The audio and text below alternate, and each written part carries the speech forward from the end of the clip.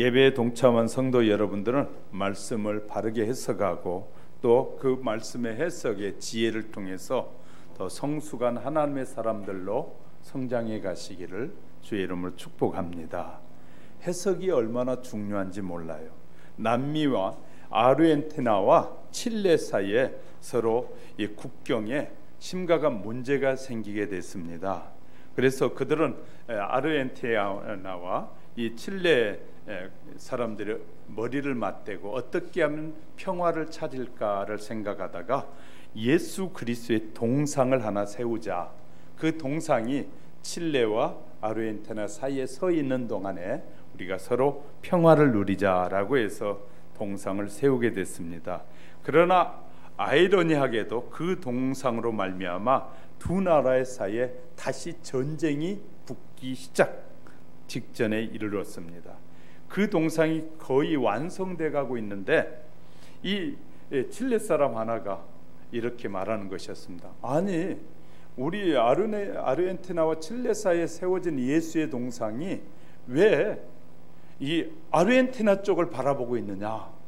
그래가지고 이제 또 그런 글을 썼더니 그것을 보고 칠레 사람들이 분노하기 시작했습니다. 그래, 아르헨티나만 예수님이 바라보고 있고 우리는 등을 지고 있단 말이야 하고 이제 화가 났습니다.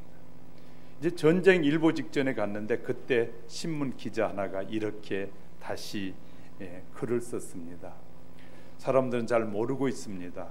왜 아르헨티나 쪽을 예수님이 바라보고 있느냐 하면 아르헨티나 사람들이 훨씬 더 예수님이 그들을 주목하고 지켜보아야 할 일들이 그들에게 많기 때문에 그쪽을 향하고 있습니다 라고 했더니 그 글을 본 이 칠레 사람들이 아 맞아, 아르헨티나 사람들이 훨씬 더 나쁜 사람이야. 그렇게 해서 그 글을 보고 사람들의 마음이 녹아져서 결국은 전쟁이 일어나지 않았다는 것입니다. 이 모든 사람들은 이 듣고 본 것에 이 감정이 폭발하게 됩니다. 듣고 본 것을 어떻게 듣고 어떻게 표현하느냐에 따라서 감정이 폭발하기도 하고 전쟁이 일어나기도 하는. 전쟁은 큰 문제 때문에 전쟁이 일어나는 것이 아니라 아주 적은 문제, 이 서로 감정 싸움으로부터 시작해서 큰 전쟁이 일어나게 되는데 우리는 이 해석을 잘해야 됩니다. 이 기자의 멋진 해석으로 평화가 다시 찾아왔습니다. 무슨 일이 있어도 해석이 중요하다는 것입니다. 예를 들어 등산을 가다가 큰 뱀이 갑자기 앞에서 나타나게 됩니다. 그러면 한 사람은 그 뱀을 본 사람은 무서워서 도망칩니다. 뱀이 나타나는 것은 하나의 사건입니다. 그러나 그 사람은 순간적으로 해석하기를 뱀에 물리면 죽는다는 것입니다. 그런 사고를 가지고 있기 때문에 해석은 무서운 감정이 들었기 때문에 도망가는 것입니다. 그 사람의 행동은 도망치는 것이에요. 그런데 다른 한 사람은 뱀을 보자마자 뱀에게 달려갑니다. 뱀이 나타난 것은 사건입니다. 똑같은 사건인데 그 뱀을 잡으려고 달려갑니다. 그 사람의 해석은 저 뱀을 잡으면 돈이 된다는 해석을 하기 때문인 것이죠. 그런 생각의 해석은 그 뱀 앞으로 달려가게 만드는 것입니다. 그러나 일어난 사건보다 해석이 더 중요하다는 사실을 우리는 기억해야 될 것입니다. 본문에 예수님께서 감람산에 이 밤을 보내시고 아침에 예루살렘의 성전에 들어오셨습니다. 예수님이 들어오자 수많은 사람들이 예수님의 말씀을 들으려고 모여와 자리에 앉았습니다. 그때 서기관들과 바리새인들이 간음하다가 현장에서 잡힌 여인을 끌고 온 것은 사실 여인을 정죄하기 위해서가 아니라 예수님을 판단하기 위해서였다라고 기록하고 있습니다. 그들이 예수님께 질문합니다. 이 여자가 간음하다가 현장에 잡혔는데 모세 율법에는 이런 여자는 돌로 치라고 명하였습니다. 당신의 생각은 어떻습니까? 질문을 받은 예수님께서 몸을 굽혀 손가락으로 땅에 무엇인가 글씨를 쓰셨습니다. 그리고 몸을 일으켜서 말씀하시기를 너희 중에 죄가 없는 자가 먼저 돌로 치라. 그리고 다시 몸을 굽혀 다시 한번 무엇인가 땅에 쓰셨습니다. 예수님의 해석을 보고 이 판단하려고 모여왔던 사람들은 말씀을 듣자 양심의 가책을 느끼기 시작했습니다. 그리고 어른부터 돌을 버리고 하나 둘씩 사라졌습니다. 예수님의 몸을 일으켜보니 여인 외에는 한 사람도 없자 여인에게 예수님이 물으셨어요. 여자여, 너를 고발하던 사람들이 어디 있느냐? 그랬더니 여인이 주여 없나이다. 예수님께서 다시 말씀하시기를 나도 너를 정죄하지 아니하노니 가서 다시는 죄를 범하지 말라. 예수님 사건보다 해석을 더 중요시 여긴 것입니다. 예수님은 닮는다는 말은 사건을 어떻게 해석하느냐에 따라 얼마든지 달라질 수 있다는 것입니다. 오늘도 예수님이 행하신 이 사건을 해석을 잘못하면 믿음이 없는 사람이 되는 것이고, 해석을 예수님이 하셨던 해석의 방식대로 해석을 하게 되면 믿음이 쑥쑥 자라게 될 것입니다. 우리의 믿음이 자라지 못하는 방해 요소는 말씀을 들으나 그 말씀을 해석을 할 때 자기 주관대로 해석을 한다는 거예요. 자기 생각에 자기가 가지고 있는 지식을 가지고 그 말씀을 해석하기 때문에 늘 오해를 살 때가 많게 되는 거예요. 하나님은 우리에게 말씀하실 때 성경 전체를 통해서 말씀하시고 부분을 통해서 말씀하시고 그 권을 통해서 말씀하시고자 하는 의도가 있는 것이에요. 하나님은 우리에게 말씀하실 때는 성경 전체를 통해서 말씀하시는 그 속에서 한 부분은 왜 그 말씀을 하시고 싶어 하는지를 들을 줄 아는, 볼 줄 아는 눈이 있어야 되는데, 그 성경에서 말하려는 주님의 의도와는 전혀 상관없이 자기의 지식으로 성경을 해석하게 될 때 우리의 믿음은 성장하지 않게 될 것입니다. 우리의 믿음이 성장하려면 성경을 보다가 이해가 되지 않을 때 저는 이렇게 합니다. 성령님, 이 말씀을 가르쳐 주세요. 성경에서 통하여 하나님께서 구원의 백성에게 말씀하시려고 하는 그 뜻을 알게 해주세요. 여러분은 성경을 알게 해달라고 하루에 얼마나 기도하십니까? 저는 성경을 알고 성경의 전체적인 내용과 부분과 이 말씀을 통해서 우리에게 말씀하시고자 하시는 그 뜻을 구합니다. 성령님께서 가르쳐 달라고. 내가 알고 있는 지식적으로 이것을 보고 해석하고 판단하는 것이 아니라 성경에서 말하려고 하는 의도를 알게 해달라고. 이렇게 기도하면서 성경을 다시 보게 되는 것입니다. 해석에 따라 얼마든지 믿음이 있는 사람이 될 수도 있고 믿음이 없는 사람이 될 수도 있다는 것입니다. 본문에서 여러분은 어떻게 본문을 해석하고 싶습니까? 예수님은 본문에서 이 본문을 어떻게 이 질문을 해석하셨을까요? 이 본문의 해석을 살펴가는 사이에 하나님께서 저와 여러분에게 주시고자 하는 은혜가 더 넘치시기를 주님의 이름으로 축복합니다. 첫 번째는요, 예수님은 사람을 살려내는 해석을 하십니다. 살리려는 해석. 예수님 모든 사건이 있으면 항상 사람을 살리는 방향으로 해석을 합니다.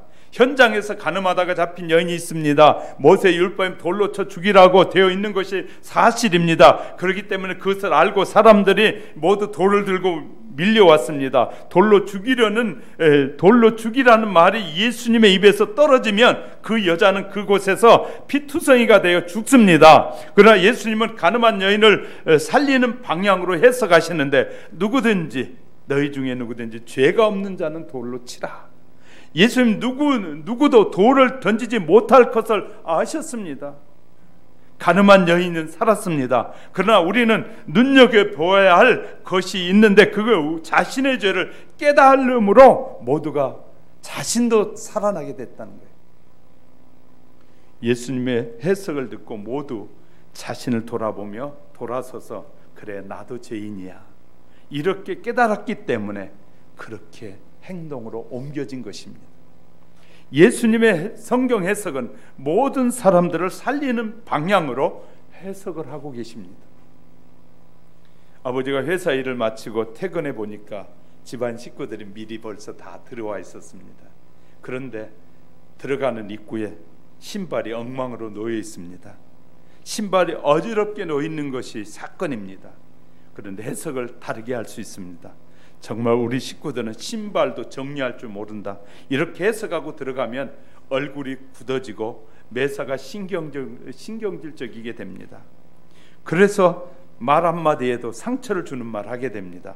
그러나 해석을 달리 해보겠습니다. 온종일 공부하고 일하고 들어오면서 식구들을 빨리 보고 싶어 들어가면서 저렇게 벗어났구나, 이렇게 해석하고 들어가면 얼굴 표정이 받게 되고, 얼굴은 내 것이지만 표정은 내 것이 아니라는 거예요. 얼굴은 내 것입니다. 그러나 내 얼굴에 나타난 표정은 내 것이 아닙니다. 왜? 상대방이 그 표정을 보고 알기 때문인 것이죠. 그러면 집안 식구들이 사랑스러워질 것입니다. 무슨 해석이든지 좋게 해석하는 습관을 늘 길러야 될 것입니다. 예수님은 살리는 해석을 하셨습니다. 가늠한 여인도 살리고 가늠한 여인을 돌로 쳐 죽이려는 그 군중들도 모두 살리셨습니다. 그들이 자기는 죄가 없는 것처럼 여기고 다른 사람에게 돌을 던졌다면 자기가 죄가 드러나면 당연히 자기도 죽는 것이죠. 모두 살렸습니다. 모두를 유익하게 하고 다 살리는 방향으로 해석하는 자는, 그런 성도는 예수님을 닮아가고자 하는 성도라는 것입니다. 옛날에 이사를 가려면 문창호지를 모두 찍고 벽지를 찢어놓고 갔습니다. 옛날 이사 가보신 분들 알 겁니다. 그 집에서 살던 복이 이 집에 살기 싫어서 이사 갈 때 같이 따라가라고. 그러니까 내가 지금까지 복을 누리며 살았는데 막 찢어버리고 문을 막 뜯어놓고 가면, 아, 이 집에 있으면 춥고 이 집에 더럽구나, 그러니까 내가 저 사람을 따라가서 그 집에 가 살아야지 하고 복이 따라가게 하려고 우리 민족들이 그렇게 했다는 거예요. 그래서 이사 갈 때는요 막 문도 찢어놓고 가고, 옛날엔 그랬어요. 그리고 벽지도 뜯어버리고, 왜 그러고 갔단 말이에요. 자, 그런데 누가 와서 이사 와 보려면 짜증이 나. 뭐에 다 찢어놓고, 깨끗한 것을 찢어놓고 가고 막 뜯고 가고 그랬을까? 답답하게 될 것이에요. 그 기분이 나쁠 겁니다. 그런데 신설동에 살고 있는 사람이 봉천동으로 이사를 가면서 자기가 살고 있던 집에 그렇게 다 해놓고 가버렸어요. 근데 이삿짐을 들고 봉천동에 가봤더니 그 집은 깨끗이 정리가 되어 있는 것이, 문도 깨끗이 도배가 되어 있고 벽도 깨끗이 도배가 되어 있어요. 그리고 다른 사람은 갈 때 연탄도 꺼내가지고 막 불도 꺼버리고 가는데 이 집에는 연탄 불도 따뜻하게 했어요. 그리고 벽에 쪽지 하나가 A4지가 붙어 있는데 이렇게 붙어 있는 것입니다. 우리는 이 집에 살면서 복을 참 많이 받았습니다. 혹시 이 집에 오신 분이 이 집에 오셔서 행복하게 사시라고 저희가 잘 정리해 놓고 갑니다. 그리고 연탄 2장이면 하루 종일 방이 따뜻합니다. 혹시라도 이 집에 문제가 있으면 연락을 주세요. 저희가 살던 동안에 뭐가 문제가 되는 것들을 저희가 다 가르쳐 드릴게요 하고 전화번호를 딱 적어 놓고 갔어요. 그 집에 들어가는 여러분의 마음은 어떨까요? 굉장히 기분 좋게 들어가게 될 것입니다. 늘 우리는요 생각이 행동을 지배하기 때문에 잘못된 행동을 하고 생각을 하게 되면 잘못된 행동이 나오는 것이에요. 그래서 늘 비판을 많이 하는 사람은 늘 생각이 다른 사람에 대해서 자기에 대해서는 비판을 안 하고 다른 사람에게 대해서 비판 능력이 막 있는 거예요. 다른 사람의 행동에 대해서는 비판을 하는데 자기가 행동하는 것이 다른 사람이 보고 있다는 것 전혀 생각하지 않고 내 생각은 옳고 내 생각은 맞고 다른 사람의 생각은 나쁘고 잘못됐다고 생각하기 때문에 비판의 말을 하게 되는 것이, 우린 조심해야 됩니다. 저와 여러분이 행동하고 있는 거 다른 사람이 다 보고 있어요. 보면서요 저는 못된 놈이네, 저 여자 못된 여자네 하고요, 나는 아주 잘난 척하고 다녀도 다른 사람들이 우리를 보면서 또 우리를 판단하는 사람이 있다는 거예요. 그래서 우리가 해석을 바르게 하면 그럴 필요가 없게 되잖아요. 그래서 하나님의 자녀들은 해석하는 것이 달라져야 됩니다. 성경적으로 보는 지혜가 필요한 거예요. 믿음의 성도는 언제나 다른 사람을 배려하고 다른 사람에 대해서 함께 잘 살게 하려는 것이 예수님의 마음으로 해석하는 그런 사람이에요.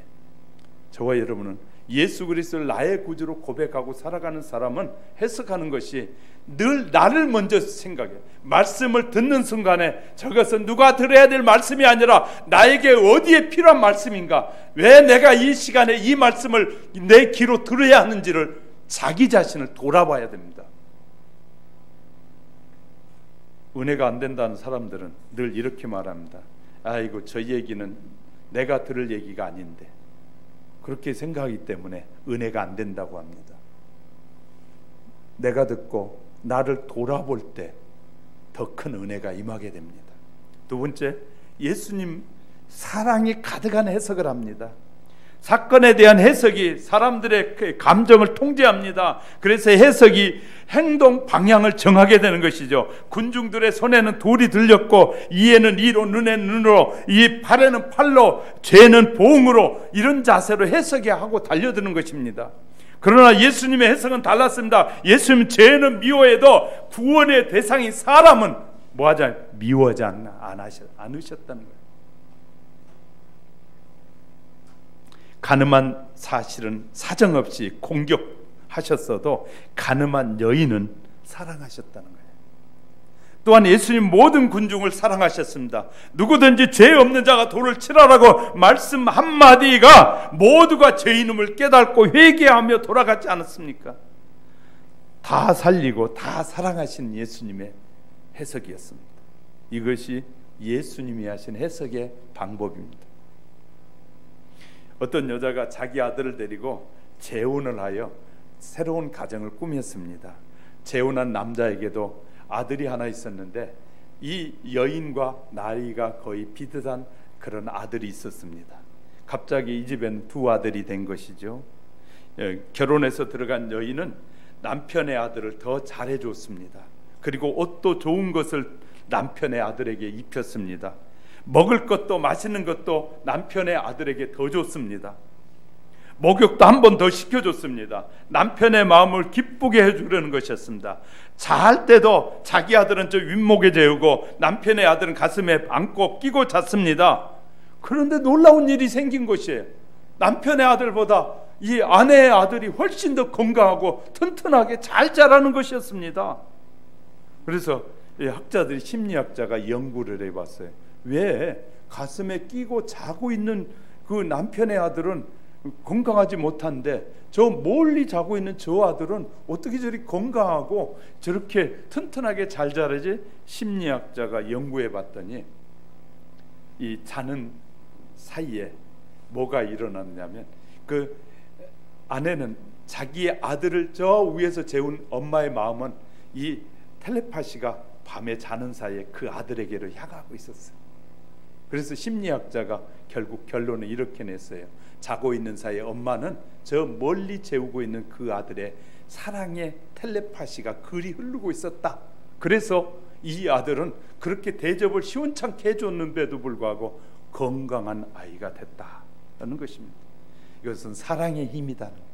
하나님이 저와 여러분을 사랑하시기 때문에 이런 엄청난 은혜를 주시고, 저도 내 삶을 돌아봅니다. 제가 어렸을 때부터 성장하게 하면서 이 어른이 될 때까지 내 삶을 저도 돌아봅니다. 내 어렸을 때 생활은 어땠는지, 내 삶의 모습은 어땠는지 돌아보고 지금을 보면 정말 하나님의 놀라운 은혜라고 고백할 수밖에 없는 것이에요.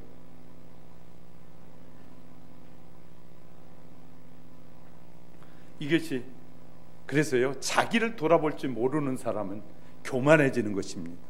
자기를 돌아보고 내가 부모에게, 다른 사람에게 어떤 누를 끼치고 하나님의 뜻에 맞게 살았는지, 하나님의 말씀대로 살았는지를 돌아보지 않는 사람은 늘 판단하게 되고 다른 사람을 비판하게 됩니다. 그러나 내가 수많은 은혜를 입었고 수많은 사랑을 받은 것을 아는 사람은 사랑의 힘이 그를 바른 길로 인도해 가게 된다는 것입니다. 여러분이 부모님이 여러분을 사랑 안 하셨습니까? 얼마나 사랑했는지 몰라요. 때로는 너무 사랑이 과해서, 어떤 부모는 사랑이 과해서 그 자녀에게 너무 간섭을 많이 하는 부모도 있어요. 어떤 부모는 간섭을 적게 하는 부모도 있고요. 사랑하지 않은 부모는 그 자식을 죽이더라고요. 부모를 존경하지 않는 자녀는 부모를 죽이더라고요. 그러나 죽이지 않고 이렇게 섬기는 것이 얼마나 서로 소중한 것인지 몰라요. 중국의 제나라의 선왕 시절에 일어난 사건인데요. 형제가 같이 다른 사람과 두 형제가 다른 사람과 싸우다가 실수로 한 사람을 죽이게 됐습니다. 그래서 죽였는데 관리가 형제를 현장에서 체포해 갔습니다. 그래서 두 사람에게 묻습니다. 너희 둘 중에 누가 저 사람을 죽였느냐? 그랬더니 형제가 서로 내가 죽였어요. 동생은 내가 죽였어요. 아니요, 형이 아니에요. 형은 아니요, 동생이 죽인 게 아니라 내가 죽였어 하고 둘이 계속해서 싸우는 것이었습니다. 판단을 할 수 없을 정도로 이 험난한 환경이었습니다. 그래서 제왕은 그 어머니를 불렀습니다. 어머니를 불러놔다 놓고 이렇게 말합니다. 당신의 두 아들 중에 하나가 싸우다가 저 다른 사람을 죽였는데 이제 이 판결을 내려야 되는데 두 아들 중에 분명히 하나는 죽여야 되는데 어머니의 생각은 어떻습니까? 어머니가 볼 때는 아들 중에서 누가 진짜 죽여야 할 아들 같습니까? 그랬어요. 그랬더니 어머니가 선왕 앞에 이렇게 얘기했답니다. 왕이여, 둘째 아들을 죽이십시오. 그러니까 왕이 아니 왜 둘째 아들을 죽이라고 합니까? 그랬더니 이 어머니가 이렇게 고백하는 것이었어요. 실은 첫째는 내 아들이 아닙니다. 전처의 아들인데 그 아들이 첫째고 둘째는 내가 다시 결혼해서 둘째 아들을 낳습니다. 그런데 둘째 아들을 죽여야 됩니다. 왜? 첫째가 안 죽였다고 하지 않습니까? 그리고 이 둘째 아들, 우리 아들은 내가 믿는데 그 아들 지가 죽였다고 하지 않습니까? 그러니까 내가 낳은 아들이 하는 말이 맞습니다. 형은 안 죽였고 이 아이가 죽였으니까 둘째 아들을 죽이십시오. 그런 어머니의 마음을 알고 선왕은 그래, 그 어머니가 올바른 판단을 한 것을 알고 나서 두 아들을 감동이 돼서 다 살려줬다는 것입니다. 이렇게 사랑의 힘은 다른 영혼을 살리게 됩니다. 사랑의 해석은 다른 영혼을 살려내는 것입니다. 이처럼 다 살리고 다 사랑하는 것이 예수님이 하시는 해석의 방법이에요. 우리가 예수님을 담는다는 모든 말은 다 이 사랑하는 방향으로, 예수님의 사랑으로 해석해야 된다는 것입니다. 영국을 영국답게 만들었던 가장 큰 공을 세운 장군이 고든 장군입니다.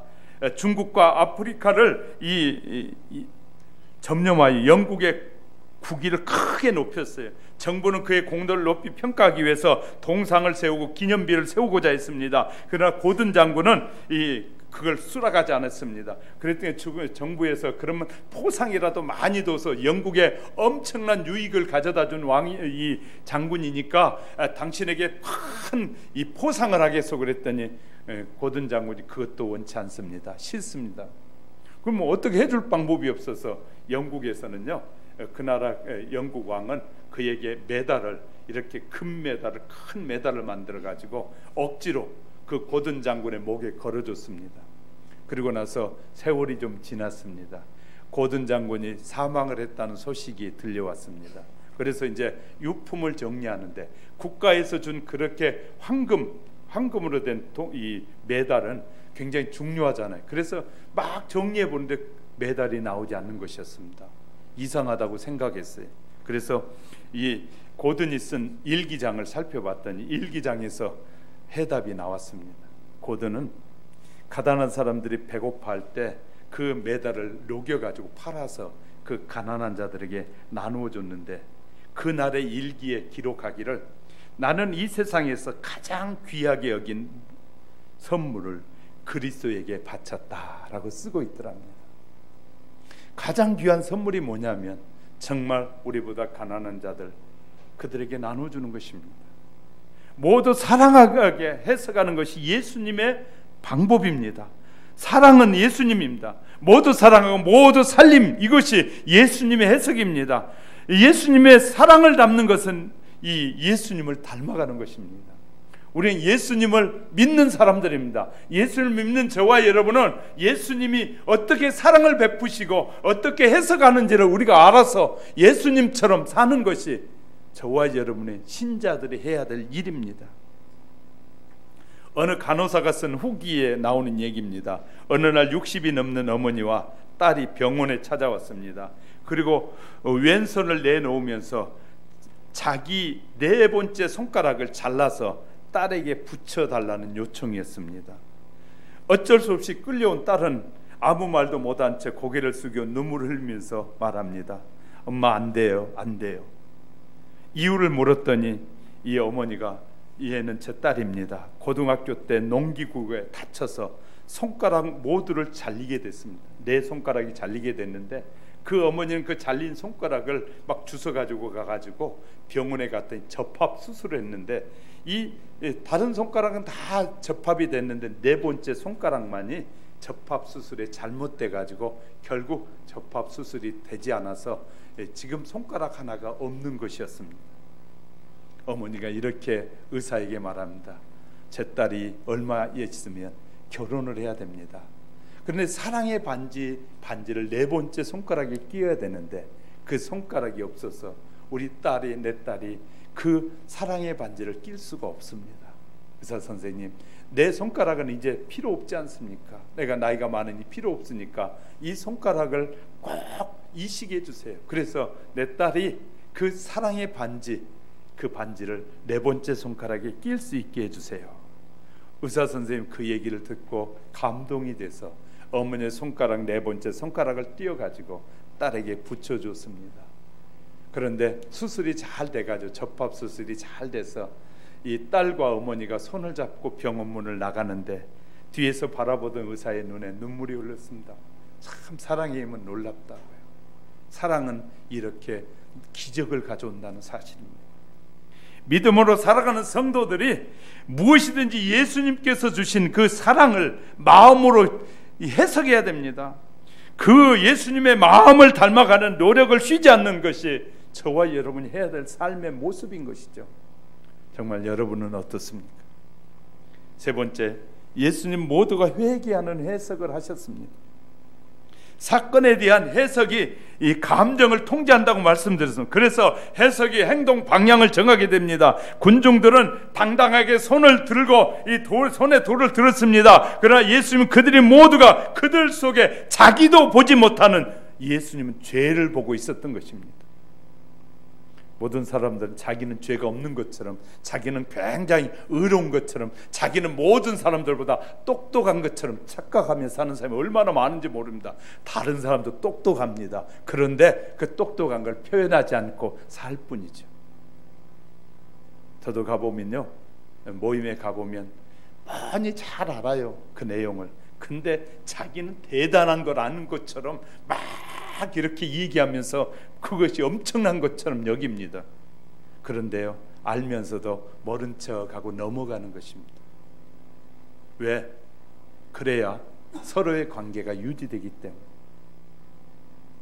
다 안다고 해서 다 지적하면 상대방에게 상처가 되고 아픔이 될 수 있습니다. 저는 지도자이기 때문에 때로는 여러분이 싫어하는 말도 합니다. 왜냐하면 지도자이기 때문에.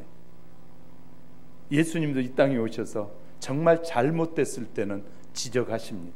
그리고 그렇지 않는 것들은 넘어갑니다. 우리 모두 살아가다 보면 하나님께서는 지도자를 왜 세우냐면요, 때로는 그 백성의 잘못이 있을 때는 잘못된 생각을 하고 잘못된 말을 하고 잘못된 행동이 있을 때는 그것이 잘못됐다고 말하라고 지도자를 세우는 거예요. 그냥 세운 것이 아니라. 그래서 말하는 거예요. 여러분, 때로는 이 말하면 여러분이 누가 싫어하겠구나, 누가 다 알아요. 그건 내가 60이 넘은 사람이 그거 모르겠어요? 어떤 사람은 뭘 싫어하고 어떤 사람은 뭐 싫어하고, 우리가 벌써 몇 년을 함께 생활했는데 모르겠어요? 그래도 왜 말해야 되느냐? 자신을 볼 줄 모르니까. 자신이 위치가 어디 있는지도 모르니까. 그래서 말해야 되는 거예요. 우리는요, 예수님이 왜 말씀하시냐면 예수님은 다 알고 계셔요. 그 결과가 어떻게 일어날지도 알고 계셔요. 그럼에도 불구하고 주님은 이렇게 몇 가지 표현을 하는 것이죠. 예수님의 해석에는 원칙이 있습니다. 어떤 원칙이 있느냐? 모두 살리고 모두를 사랑하고 모두를 회개시키기 위한 원칙이 있는 것입니다.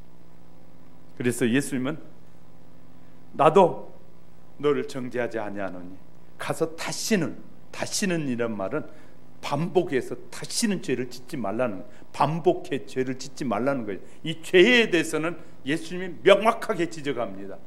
나도 너를 용서한다. 그렇지만 다시는 죄를 짓지 말라. 예수님의 말씀에는 단호함이 있다 그 말이에요.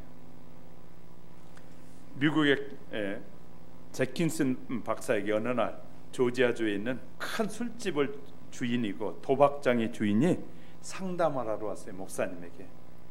목사님, 내가 술집도 하고 도박장을 해서 돈은 많이 벌었어요. 그래서 큰 대궐 같은 집도 지었고 막 집안에는 고급 물품들이 가득 차 있습니다. 그런데 목사님 희한해요. 그렇게 막 살면 행복할 줄 알았는데 엄청난 비싼 것들을 사서 싹 쌓아놔도 내 마음은 편치 않고요. 그냥 별로예요. 세상에 막 수천만 원짜리 막 이 가구에다가 막 1,000만 원짜리 넘는 그냥 그런 이 침대에다가 막 하니까 막 행복해야 되는데 왜 그런지 그렇게 비싼 물건을 잔뜩 집에 사놓고 살아도 내 마음엔 평안이 없어요. 그래서 목사님이 그러세요. 그 이유가 있는 것 같습니다. 그랬더니 뭔데요? 그랬더니 이 제키슨 목사님이 이렇게 설명해 줬어요. 사장님, 이제부터는 성경을 읽으시 하겠습니다.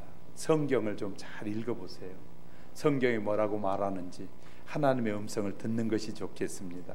그리고 찬양도 좀 하시죠 하고 권면해 줬어요. 그랬더니 사장님 예수 믿으라고 말도 안 하고 성경을 좀 읽으면 좋겠다고 그러면서 제가 여러분에게 늘 말하지만 요한복음을 좀 읽으면 좋겠어요. 그리고 이제 헤어졌어요. 한 달이나 지났는데 전화가 왔어요. 목사님 오늘 아침에 성경 읽는데 예수님을 만났어요. 예수님 만났어요. 술집에다 오락장을 하고 세상에 찌들어 사는 사람이 성경을 읽다 예수님을 만났어요. 목사님이 말한 대로 성경을 읽었더니 성경에서 예수님을 내가 만나게 됐어요. 축하한다고 잘했다고 예수님 믿고 잘 사시라고 하고 또 전화를 끊었어요. 그리고 며칠이 지나서 그 집 앞을 운전하고 가는데 갑자기 그 집 앞에 그 비싼 고급 소파, 고급 장롱들이 막 늘비하게 나왔어요. 이상하다 싶어 이사 가는가 싶어서 목사님이 그분에게 전화해서 아니 사장님 어떻게 그렇게 비싼 것들 다 내 혹시 이사 가셔요? 그랬더니 아니요 목사님 이사 가는 게 아니에요. 제가 이제 예수님을 내 마음에 믿고 보니까 내가 술집을 하고 이 도박장을 해서 이 많은 돈으로 산 이 비싼 물건들이 별로 값어치가 없어 보이고 이렇게 이 위에서 자고 이것들을 위해서 앉아 있는 것이 너무너무 부담스러웠어요. 그래서요 내가 다 중고상에 팔라고 내놓은 것입니다. 그리고 이제부터는 내가 수고해서 땀 흘려서 이 수고해서 얻은 것으로 그 번 돈으로 사서 쓰려고 합니다 라고 말하는, 바로 예수님처럼 해석하는 거예요. 예수님을 믿고 보니까 예수님 같은 마음이 든 것이에요. 그래서 해석을 어떻게 해야 돼? 예수님이 싫어하는 거구나, 예수님이 기뻐하지 않는 거구나, 이걸 알게 됐다는 것이에요. 예수님은 남을 비판하기를 싫어해요. 그런 사람들에게 복이 없다고 말해요. 자기는 보지 못하고 남에게 다른 사람들을 막 판단하는 사람에 대해서 예수님은 기뻐하시잖아요. 우리는 잘 알아야 돼요. 세례 요한이 요단강에서 외치기를 회개하라 천국이 가까웠느니라, 회개에 합당한 열매를 맺으라. 도끼가 이미 나무 뿌리에 놓여 있으니 좋은 열매를 맺지 못하는 나무는 다 찢겨 불에 던지우리라. 수많은 사람이 이 설교를 듣고 세례 요한에게 와서 회개를 합니다. 부자가 와서 말합니다. 우리가 무엇을 회개해야 하나님이 기뻐하실까요? 요한이 대답합니다. 옷에 2벌이면 가난한 자들에게 1벌씩 나눠주십시오. 부자들이 요한이 한 대로 그렇게 했습니다. 세리들이 와서 또 물었습니다. 우리는 어떻게 해야 합니까? 세례 요한이 대답은 너희에게 정하여 준 세금 이상으로 받지 말고 이미 받았다면 도로 나누어 주어라. 세리들도 집에 돌아가 그렇게 했습니다. 군복을 입은 군인들이 와서 묻기를 우리는 무엇을 회개해야 합니까? 요한이 대답합니다. 칼이나 무기로 남의 땅을 빼앗지 마십시오. 그 후에 군대는 공격하지 않고 방어만 하게 됐습니다. 창녀가와 같은 사람이 와서 질문합니다. 요한은 말해주기를 음란한 마음을 버리고 시집가서 한 남자를 머리처럼 섬기십시오. 창녀들이 결혼해가지고 남자를 머리처럼 섬기기 시작했습니다. 수많은 이 고침의 역사와 수많은 회개의 역사가 일어났습니다. 그런데 그럼에도 불구하고 사람이기 때문에 또 죄를 범하는 것이었습니다. 그러니까 그 이제 또 죄를 범한 사람이 부끄러우니까 차마 이런 죄를 지었소라고 말을 못하니까 그들이 이제 세례 요한 앞에 다시 올 때는 이렇게 하고 왔답니다. 여기에다가 간음죄, 도둑죄하고 자기가 지은 죄를 말로는 창피해서 말을 못하니까 붙이고 왔습니다. 그리고 와서 이제 세례 요한 앞에 왔는데 그때 예수님이 나타나셔서 간음죄라고 붙인 사람의 그 팻말을 뜯더니 예수님의 몸에다 딱 붙이시면서 하는 말이 네 간음죄를 내가 용서했다. 도둑 강도질한 사람 강도 그것을 그 사람의 몸에서 뜯어가지고 예수님이 붙이면서 나도 너의 강도의 죄를 용서했다 이렇게 말씀하시더랍니다. 살인죄, 거짓, 사기, 질투 모든 제목을 다 예수님은 가슴에 붙이면서 죄를 사하여 주셨다는 거예요. 우리도요 그렇게 살아야 되지 않겠습니까? 연탄 도둑의 회개에 대한 얘기가 있습니다. 이런 얘기에서 어느 집사님의 간증인데 어느 추운 겨울날이었습니다. 연탄불을 밤에 피워놓고 자면 아침까지 이렇게 연탄불이 잘 타잖아요. 밤 늦게 가보니까 연탄불이 잘 피어오르고 있었어요. 그 집사님이 보고 오늘 저녁에 따뜻하게 자겠구나 하고 이제 방에 잤는데 새벽쯤 되는데 보니까 방이 썰렁해진 거예요. 이상하다, 불이 꺼졌나? 그래서 가서 봤더니 불이 꺼진 것이 아니라 누가 연탄불을 빼가버린 거예요. 그 다음 날도 또 보니까 누가 와서 연탄불을 빼가네. 이 집 안에 사는 사람이 누가 어느 예편네가 그랬구나 그런 생각이 들었습니다. 그래서 어느 날 그날은 잠을 자지 않고 잠든 척 하고 있었더니 열이 보고 있었더니 옆에 집 여자분이 연탄불을 빼가지고 가는 것이었습니다. 그것을 보는 순간 속에서 확 올라온 것이었어요. 저 예편네 때가 그냥 빼갔구나. 그래가지고 쫓아가서 예편에 잡고 머리털 잡고 이 나쁜 년 도둑년 하고 싶었는데 이 집사님의 마음에 그래 내가 예수 믿는 사람인데 저 사람의 죄를 저렇게 드러내는 것은 좋지 않겠지 하고 참았어요. 그리고 나서 한 주가 지나고 두 주가 지났어요. 2주 동안에 계속 그 짓을 하는 것이었어요. 그럼에도 불구하고 이 여집사님은 참았어요. 어느 날 낮에 그분이 여집사님에게 찾아와서 집사님 내가 불 빼가는 거 아셨죠? 아니 왜 아는데 왜 그런 얘기를 해요? 그랬더니 이분이 하는 말이 실은요 저희 남편이 사업을 하다가 크게 실패를 했는데 어느 무당에게 찾아갔더니 이웃과 대판 싸움을 하면 악기가 물려간다고 해서 집사님에게 싸움을 걸라고 그 불을 빼갔는데 2주 동안이나 돼도 집사님이 많이 알면서도 싸움을 하지 않아서 싸움이 안 되니까 그 얘기를 하더랍니다. 그때 집사님이 그분에게 아니야 그것이 아니야 예수님의 사랑 때문에 내가 참았어 하고 예수님의 복음을 전해서 그분이 예수님을 믿게 됐다는 얘기를 하더라고요. 정말 중요한 것은요 죄를 지적한다고만 해서 그것이 해결되는 것이 아니라 용서하는 방법도 우리가 알아야 된다는 것입니다. 할렐루야. 우리가 기성세대가 신세대에 대해서 잘못할 수 있습니다. 그러면 신세대는 기성세대에 대해서 전혀 잘못 없이 살고 있느냐? 그렇지 않다는 것이에요. 우리는 서로 잘못하며 사는 것이에요. 잘못을 서로 인정할 수 있어야 됩니다. 우리는요 다음 세대에 짐을 안 넘겨주려고 애를 쓰는 것이에요. 지금 우리 세대는 다음 세대에 무거운 짐을 지니 그래서 아끼고 전략해서 가능하면 이 많이 안 쓰고 조금이라도 남겨서 좀 주고 싶은 것이에요. 이것이 기성세대입니다. 보세요. 우리 부모님 세대는요 너무 전쟁에 6.25 전쟁을 겪어가지고 너무 힘들었어요. 너무 힘들었어요. 먹고 싶은 거 못 먹고, 우리는요 못 먹고 자랐어요. 힘들게 어렵게 자랐어요.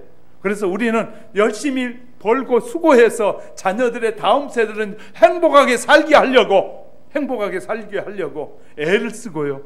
남아서 좀 죽어가고 싶어서 하는데 자녀들은 그런 마음을 전혀 모르는 것 같아요. 우리는요, 그것이 부모의 세대입니다. 그런 부모의 세대를 여러분이 얼마나 이해하십니까? 부모가 어떤 환경에서 자랐고 어떤 여건 속에서 지금 저렇게 표현하고 행동하고 사는지 생각해 보셨습니까? 남은 생각하지 않고 자기만 생각하는 사람은 우리는 이기적인 사람이고 개인주의적인 사람이고 그렇게 말하는 거예요. 우리는 남을 비판하기 전에 우리는 우리 자신이 얼마나 상대방을 이해했는지도 봐야 되고 얼마나 상대방에게서부터 내가 사랑을 받고 있는지도 아는 것이 필요한 것이. 우리는 무조건 아무 말이나 하면 되고 아무 행동이나 하면 되는 것이 아닙니다. 그것은 짐승이나 하는 것이고, 사람은 하나님께서 사람에게는 생각하고 표현하고 말할 수 있는 지능을 주신 거예요. 그래서 그것을 아름답게 쓰시길 원하시는 것이죠. 예수님의 사역의 중요한 것은 죄를 고백한 사람들은 죄 사함에 대한 확신을 가지고 기쁨에 넘쳐서 돌아갔습니다. 성도들은 이웃 사람들의 잘못을 대신 져줄 수 있는 믿음을 가져야 됩니다. 예수님을 닮아간다는 신실한 성도들은 바로 상대방을 용서하고 이해하고 함부로 판단하는 것이 아니라는 사실을 기억하시기 바랍니다. 그리고 이왕 예수 그리스도를 나의 구주로 모신 여러분, 다른 사람을 좋게 해석하는, 예수님처럼 해석하는 지혜가 있어지길 주의 이름으로 축복합니다. 말씀을 정리합니다. 성경 수많은 사건을 기록하고 있습니다. 여기에서 사건에 대한 해석이 감정을 통제한다는 사실을 기억하고, 모두 다 살리고 모두 다 사랑하고 모두 다 회개하는 것이 예수님이 이 사건을 이해하고 바라보는 예수님의 해석 방법입니다. 저와 여러분도 예수 그리스도를 나의 구주로 고백하는 저와 여러분, 예수님처럼 해석하려고 하고 예수님처럼 용서하려고 하고 예수님처럼 사랑하려고 하는 우리 하영교회 성도 여러분이 되셔서 하나님 앞에 섰을 때 잘했다 칭찬받는 축복된 여러분이 되시기를 주님의 이름으로 축복합니다. 축복합니다. 기도하겠습니다. 참 좋으신 하나님, 오늘도 우리에게 귀한 말씀을 주심을 감사드립니다. 우리가 지금까지는 무엇을 어떻게 해석해야 되는지 잘 모르고 함부로 살고 함부로 행동할 때도 있었습니다. 우리의 이런 잘못들을, 어리석음을 용서하여 주시옵소서. 이제부터는 남을 판단하기 전에 남이 어떤 환경인지 어떤 여건인지를 먼저 돌아보게 하옵소서. 내 자신만을 보고 내 자신만을 생각으로 해석하는 것이 아니라 상대방을 먼저 이해하려고 노력하고 다른 사람을 바라볼 줄 아는 눈이 열리도록 성령님 한없는 은혜를 우리에게 허락해 주시기 원합니다. 우리는 예수 그리스도를 나의 구주로 모신 사람들입니다. 이제 예수님처럼 생각하고 예수님처럼 해석하고 예수님처럼 사랑하고 예수님처럼 긍휼히 여기는 하나님의 사람들, 예수님을 닮아가는 신실한 사람들이 되도록 축복해 주시옵소서. 세상의 수많은 변화 속에서도 하나님의 자녀들은 예수님처럼 예수님을 닮아가는 변화가 일어나도록 축복해 주시고, 예수님을 닮아가려는 우리의 마음을 가로막는 악한 더러운 영들은, 하나님의 자녀들은 괴롭히는 악한 영들은 저들에게서 떠나갈지어다, 떠나갈지어다. 하나님의 자녀들이 하나님의 말씀 안에서 예수님처럼 변화돼가는 우리로 삼아 주시옵소서. 성령님 도와주시옵소서. 성령님 말씀이 깨달아지고 이해되지게 하옵소서. 성령님 우리를 붙잡아 주셔서 하나님의 자녀의 품에서 떠나지 않고 영원히 즐거운 인생의 길을 걸어가는 모두가 되도록 축복해 주옵소서. 예수님의 이름으로 기도합니다.